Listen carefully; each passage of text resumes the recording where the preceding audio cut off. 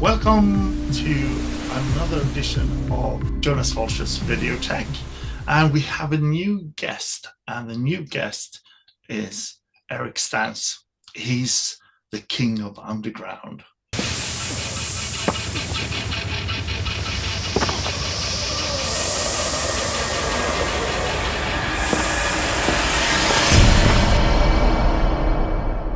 Eric Stanze has cemented his position among cinephiles as Louis Burnell of American indie horror.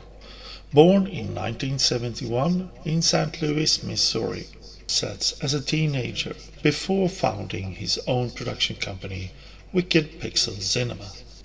Eric Stanze has an extensive list of credits on IMDb. As an editor, producer, actor, director, cinematographer, writer, he has also done the sound department, the makeup department. Oh, by the way, Eric Stanze is dubbed as the king of underground cinema by Polygrind Film Festival founder Chad Clinton Freeman. And he's with me tonight. So, welcome, Eric. Thank you very much for having me. I appreciate your asking. Yeah. You've made a new movie, right? Actually, I'm the most recent release is Anxiety, yes. So that's like out now. Since that was released, we actually shot another film that I didn't direct, but I was the director of photography, and I'm currently the editor on it, called Hag, and we're deep in post-production on Hag right now. So yeah, we've got one in release, one in the works. Okay. Your movie, how do you pronounce it? Anxiety? Anxiety. Oh, That's Anxiety is the most recent release, yes. yes. Do you want to talk about it? Sure. It was actually shot in 2020 during the height of the pandemic. And it was a result of the pandemic because it was a situation where, like almost everybody else, we found ourselves in lockdown. We found ourselves with all of our work going away, all our income going away. And it started like probably 1,000 other people making a lockdown movie where they're thinking, well, I could just do this, in the home and with very few resources and just use what's at arm's length type of thing.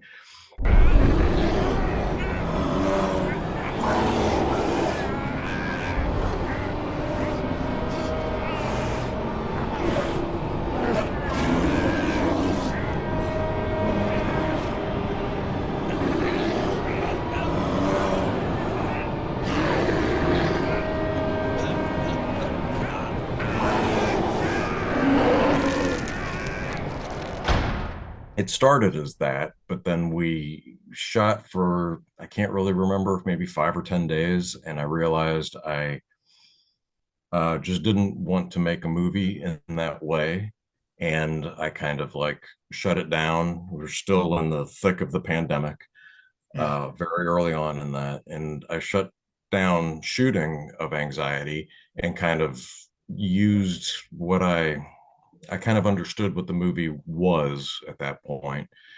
Spent maybe 2 or 3 weeks furiously writing and uh, fleshing it out. And then when we restarted shooting it, it was shot more like a little more like a traditional production in that we added more actors to the cast and more locations and there was more crew, but we were operating at maybe half crew or maybe even a third of a crew just because it was pandemic time and we were trying to keep people safe. And then we implemented all of these procedures to try to keep people safe. Just everything became more complicated. Remember, this was the time before even vaccines. So we were hypersensitive to making sure we were doing things in a way, even though we brought in more actors and more crew, hypersensitive to all of every single day of shooting, what needs to be added to this to try to keep people safe. How do you feed everybody? How do you keep the number of people on set to a minimum, all Yeah. that kind of stuff. And so we ended up shooting the rest of the movie in that more quasi-traditional way of producing a feature film. Oh. And and then we ended up with, like, I think it was a 35-day shoot total at the end of it. But what was great about it, as well as terrible about it, uh, was because we were making it during the pandemic and at the beginning of it, before we knew how this was going to end. I mean, we were making the movie when we didn't know if we were going to even have televisions and streaming and Blu-ray. We didn't know at the time that we were making Anxiety, we might be living in a Mad Max, wasteland, and nobody would ever see this movie that we're working on because everybody's more concerned with food riots and that kind of thing. So we just kind of plowed forward and um, chose to almost make a period piece, but take a documentary attitude about it and shoot what was going on in the real world concerning the pandemic, because the movie takes place during the pandemic. Yeah. So it was a unique experience, both on a creative level and on a production level. When the editor understands the movie, Mm-hmm. everything goes as planned, almost. Mm-hmm. Yeah, I mean, I firmly agree with something that's been stated many times, which is that you write the movie three times. You write it when you write the script, you write it when you rewrite it when you shoot it, and then you rewrite it in editing. Yeah. Uh, and just, I mean, I editing is a unique portion of the creation of a film, because you could have a great script and great performances, and you can have a great shoot and then really blow it with the editing and just make a mess of it if you are not careful on how you put the movie together. You can, at the same time, you can have like a production that is full of problems, Yeah. and kind of, quote unquote, save the movie in editing. So it's something that a lot of people don't think about when they're watching a movie. No. But it is absolutely, I mean, some people would say it's the most important part of the entire process of making a movie. But it's one of those things where the process and the editor tend to be invisible to the audience. Most people don't watch a movie and think, man, that was great. That was awesome editing. Think about this. The world. I can stand tall. Stand tall. I'd like to thank Clara Massey, blah, blah, blah. I do TV deals, movie deals, Jerry Springer. All of it. All through this. And you. Thank you. Thank you, Clara, wherever you are. Wherever you are. So what do you say? Please tell the audience about Scrapbook. What is Scrapbook? Scrapbook's really rough. That's a tough one. I think I mean, some people express nothing but positive comments about that movie, and they think that it's great, and then other people have, turned it off halfway through or whatever, and said that I was a terrible person for making that movie, um, because it's just rough, and it's, I think the most common comment that I hear from people, and I take this as a compliment, is people say, I loved Scrapbook. I thought it was brilliant, but I'm probably never going to watch it again. Yeah. And that kind of sums up what Scrapbook is. It was one of those where the way to do that particular movie and tell that particular story, I just knew going in, it's going to have its full impact and do what it's supposed to do if we don't pull any punches. And we didn't pull any punches. We didn't tone anything down. It was all like, just, there are no guardrails. We'll just do it. And then it'll be what it is, and people will like it or they'll hate it. And that's one that, I didn't, at the time that we were making it, I remember we were maybe like 2 days into the movie, and it was clear what the movie was going to be, that it was very, very brutal and very unsettling. Yeah. And I stopped about 2 days into the shoot, and I just wanted to express it to everybody, because I don't think the crew fully understood No. how brutal we were going with this thing. And I remember stopping about 2 days into the shoot and just looking at the crew and saying, this is a movie that's probably never going to be seen by anyone. It'll be one of those that, 10 people will see it, and then it will fade into, cinematic oblivion. Yeah. And I asked everybody, I'm like, is everybody okay with continuing doing this, knowing that there's very little chance that anybody's actually going to see this, because there's no mainstream appeal to it whatsoever. No. And in fact, now that we're in the era of streaming, most streaming networks won't take Scrapbook.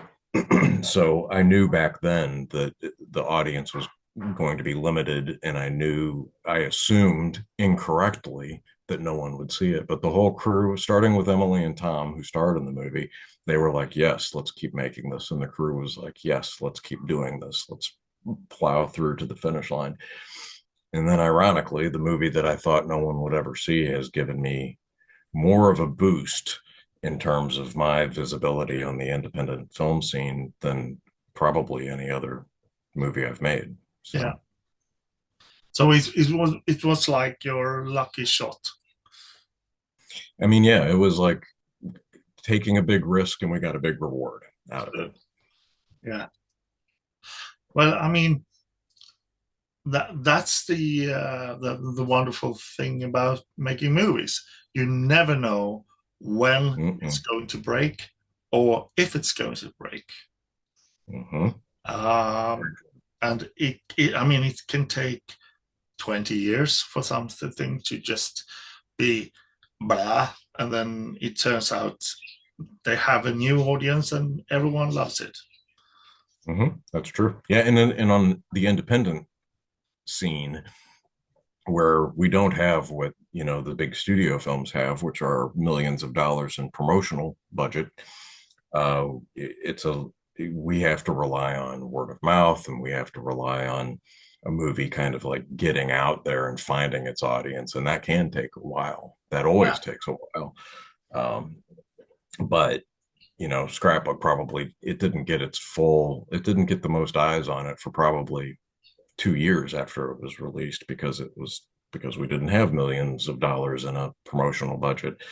No. And we didn't have a big studio pushing it, type of thing. And so it took a while, but once people recognized it and it kind of caught traction in that word of mouth area, then it did more for me than probably anything else I've directed. Wow.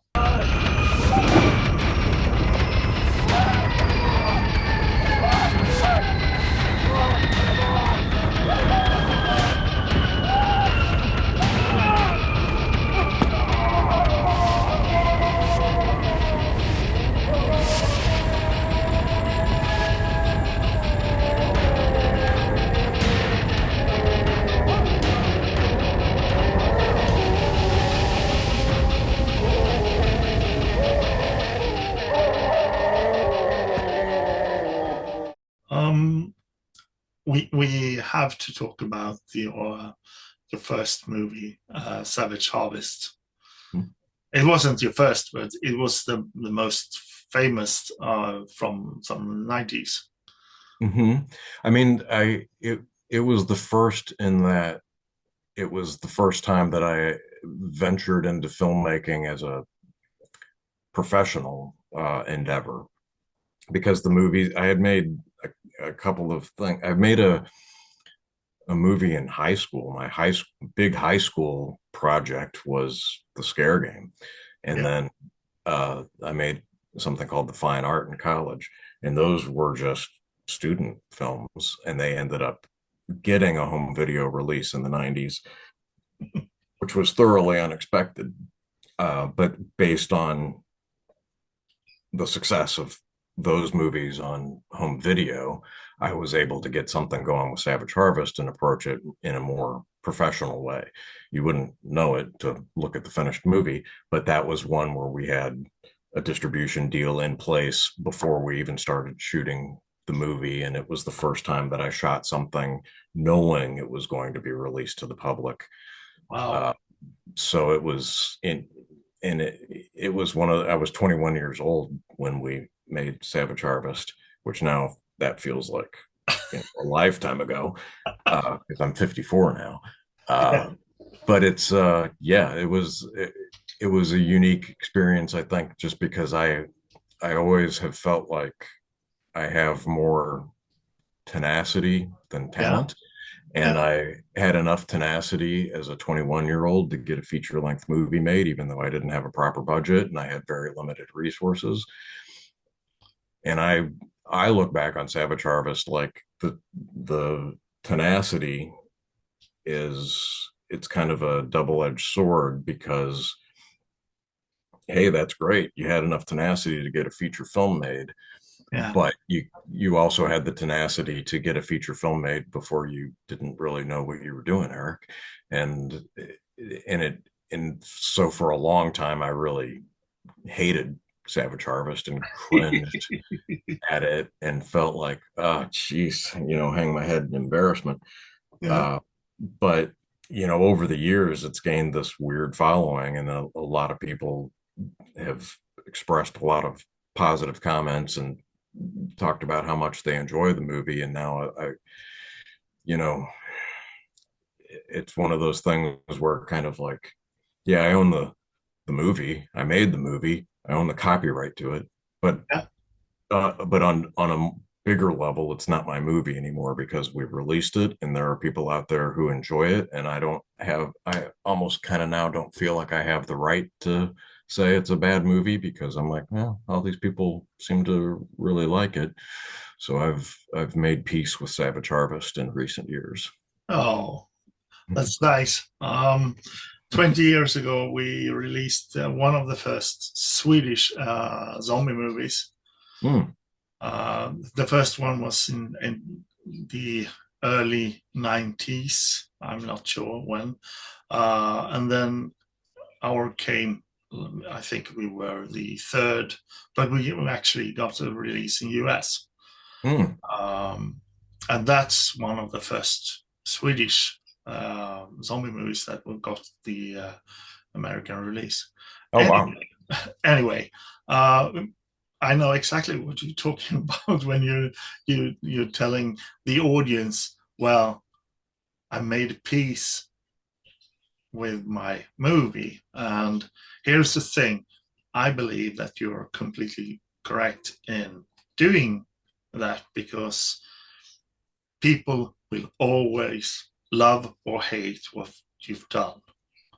And if you're fine with the love-hate story and you just accept that there are people who really like what you're doing, that will actually give the audience something back, because the filmmaker is proud of his work, and by being proud of your work, the audience feels safe and secure and can agree, okay, you made a movie 20 something years ago, this is not the best movie, but we love it, and the director is okay that we love it. Yeah, and that's something which is very important, especially when you meet your fans during meet and greet at the conventions and so on. When you meet the audience, you should always treat them as equal as you and appreciate what they're doing, because they're spreading the words. Absolutely. I firmly believe in that. Yeah. So I definitely believe in this. I have this philosophy myself Hmm. when I meet the audience of my own movies. Hmm. Um, so That's great. yeah, I think so too. And the good thing is when you suddenly meet someone in the business and they have gone so much further than you and made a lot of real commercial big budget movies, and they Hmm. just tell you, okay, do you know I was one of your biggest fan? That's the reason I went to film school. That's the reason I did this movie. And I think I feel very proud when I hear something like that, because then Sure. you know you have actually paid something forward. You have put Yeah. something forward for the next audience, the next generation of audience. Yep. Yep. Absolutely. So, oh, you've done music videos. Yeah, I mean, that's something that I never really, it was never a focus. It was No? just like, it was something where, it was more like, well, let me try this, that is just interested in exploring it. And I didn't get really, deep into doing music videos, but there were just like, bands that were local that I liked and just felt like, uh, I wanted to, I liked the band and wanted to contribute something. And so, or I liked, or I liked the people in the band and wanted to contribute something and felt like, well, this will be worth it for me because I get to contribute to the art that somebody else is creating, but at the same time, kind of like try a new area of filmmaking. So pretty much what I did was I did music videos for bands that were local that I Yeah. liked, and they were all of those shoots were fun experiences. Yeah. Do you know how many you've done so far? I haven't done a music video in a very long time. I think I only did maybe half a dozen, something like that. Yeah. I can't really remember. It was a while ago when I A was doing that. handful, right? So Mhm. it's, but it's, it's good to, if you're like in if what you want to do is direct feature films, Yeah. it's never a bad thing to explore other areas or other No. versions of filmmaking, because the what you're going to get out of those experiences are going to feed back. It's going to in some way improve the skill set when you're making a feature film, so there's a benefit there as well, Yeah.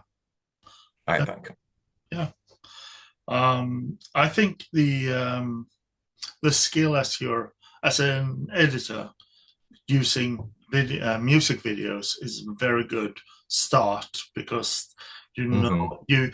you actually learn how the tools are functioning together with music.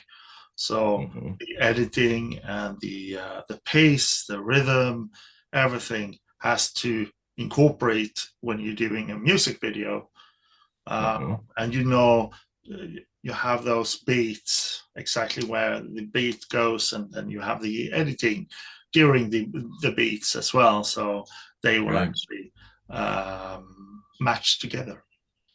Yeah, I mean, and it's also just a form of filmmaking that does not include dialogue, so you Yeah, have to be completely a visual storyteller. You have to sell everything that you're trying to sell with the visuals, and not, you don't have the option of leaning on dialogue.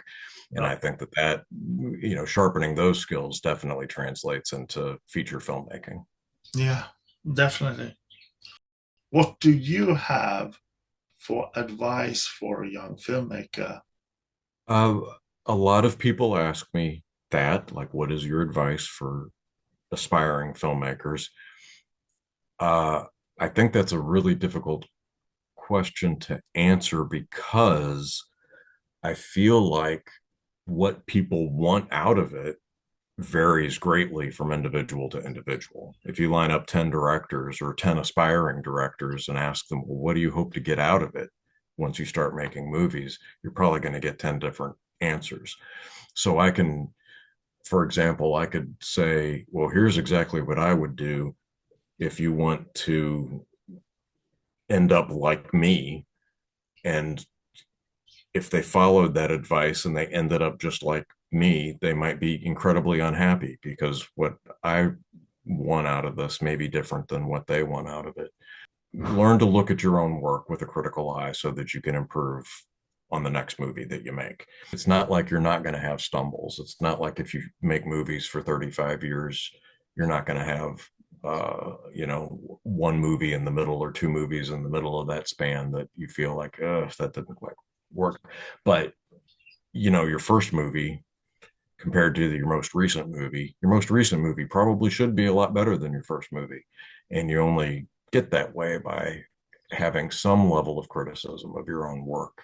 And then, balance that with, oh, I got this right. Oh, this worked great. Oh, I'm really happy with this. Find both things so that you can learn, so that you can advance, and so that your next movie is more likely to be better than your last movie. A lot of filmmakers have incredibly rigid parameters under which they will make their first movie. And a lot of people think I'm only going to make my next movie if I can get a big star in it. I'm only going to make my first movie if I can get this high end, expensive camera. I'm only going to make my first movie if I have minimum $1 million budget. If you think you have access to those things, by all means, go after them and try to do it. But you also probably don't want to spin those wheels for 10 years and then find out, oh, I've been trying to get these resources for 10 years. I couldn't get them. Therefore, I have not made my first movie yet. Whatever you got, you should use it to go out and make a movie, and then whatever you have after that, make another movie. I don't believe in this, you're only a real filmmaker if you get $1 million and you have a big name actor in it. I think that you start with what you have, whatever it is, and you go out there and you make it work. Apply some intelligence and creativity and say, this is what I do have access to. How can I use these resources to make my first film, and build on that? Thank you so much, Eric, for this conversation and interview. Something not just about movies, about movie making. Something we both really love and burn for, right? Absolutely. No, I have enjoyed talking with you about it all, and I really appreciate you having me on. It's been a pleasure.